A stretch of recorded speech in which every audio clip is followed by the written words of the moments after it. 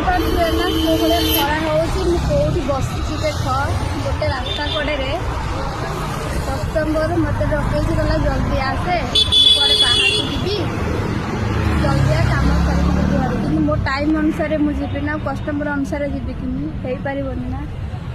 10:30ରେ ମୋର କାମ ଅଛି, ପୁରା ଏଇଭଳି କାମ ପଡ଼ିଛି। ଟାଇମ୍ ହେଇନି, ମୋ ପାଖରେ ଆଉ 5 ମିନିଟ୍ ଅଛି, ଯିବି। ଯେଉଁଭଳିଆ ଖରା ହେଉଛି ଏଇଥିରେ କି କାମ କରିବା ବାଙ୍ଗାଲୋର ସହରରେ। ସମସ୍ତେ ଛାଇରେ ବସିକି କାମ କରୁଛୁ, ଆମେ ଦେଖ କେଉଁ ଭଳିଆ ଖରା, ରାସ୍ତା କଡ଼ରେ ବୁଲି ଭିକାରୀ ଭଳିଆ କାମ କରୁଛୁ ଆମେ।